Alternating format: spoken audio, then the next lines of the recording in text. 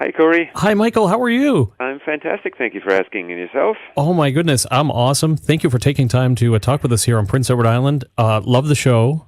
But I want to go right back to when you first started. Your passion for food and wine comes naturally, and actually your start in the food industry started like a lot of many people, peeling potatoes and swapping the floors. That's exactly right. You know, I tell everyone that I got into this business honestly, and what I mean by that is my parents were in the hotel and restaurant business. And it was a seasonal hotel that had a restaurant attached to it. The restaurant portion would run a little longer into the later part of the season once the visitors, as we would call them, would go on home. And as a family, we all had to hold up our end of the logs, whether it was cleaning rooms, removing bed sheets, prepping, dishwashing, peeling potatoes, as you mentioned, all of that. And it was a great foundation. So it really is something I grew up with and is a part of my DNA. Let's talk about you program and oversee design and construction on all new projects.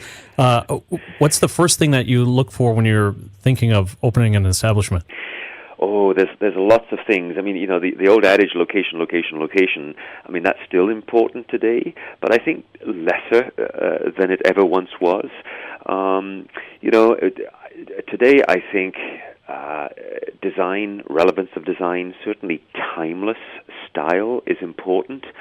I think any restaurant that becomes too trendy or feels that it's jumping onto a fad, I view as it will have a short life because fads and trends come and go. So you need to have a timeless quality in the design, the feel, the approach with food, the service, in order for that sustainability. Because in the restaurant business, there is no get-rich-quick scheme. You can only make money over a period of time, and that's a really important factor. You know what? I would tell anyone that wants to get into cooking or any aspect of the hospitality industry, it is about having a positive attitude towards learning. As a chef, as a cook, as a hotelier, as a restaurateur, it is an eternal apprenticeship. You will continue to learn, and skills can be taught. You just need to have the right attitude towards learning and becoming and focusing to be the best that you can possibly be.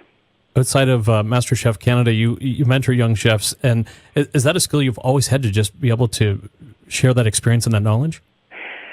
You know, as certainly as I get older, I love to be able to look back at the things that I've done, talk about the things that I'd like to do, understand the things that I want to improve on and need to work extra hard on, because we all have strengths and weaknesses, and to be able to share some of the great experiences, the less than stellar experiences, because you can learn from that also, I think is important. And certainly when I was a young cook coming up through the ranks, I learned from individual mentors, from great stories that we'd been told, and meeting really interesting cooks, interesting chefs and cooks along the way. And I think that's a part of how I feel I can sort of give back to the industry.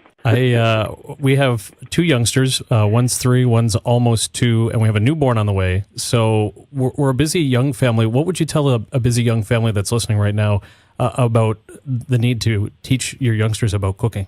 It is absolutely quintessential. It is important. You can never start at a young enough age introducing young children to the simplest of ingredients, trying different things, fresh, wholesome fruit and vegetables, having a little salad, helping them whisk up a bowl of salad dressing, to get them tasting how it tastes when you add a little more vinegar or a touch of salt.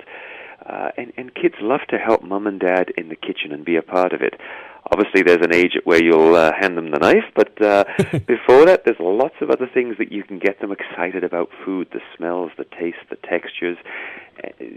And cooking as a family around a kitchen, there's nothing more soulful and rewarding, I think. And it certainly has been inspirational for me over the years.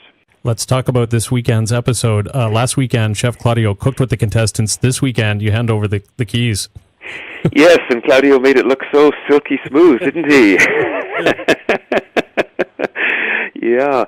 Certainly at Canoe, my stomach was turning as you literally put it. I handed over the keys to the top remaining 6 home cooks. It was as scary for me as I think it was for them.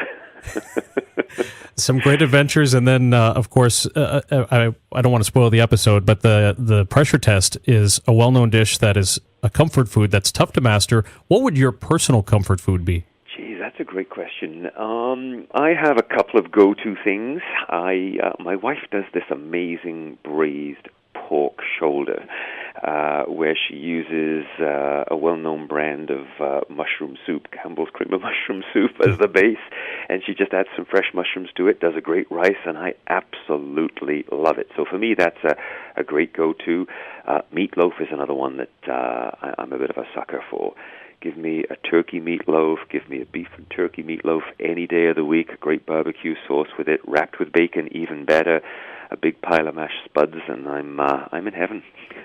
Fantastic. Thank you so much for talking with us. Excited for this weekend's fine dining under fire in the kitchen at Canoe in downtown Toronto. And Chef Michael, thank you so much for taking time to talk with us. You're welcome. It's going to be one heck of an episode, and I encourage everyone out there in Prince Edward Island to watch it and enjoy it. Thank you so much. Thank you.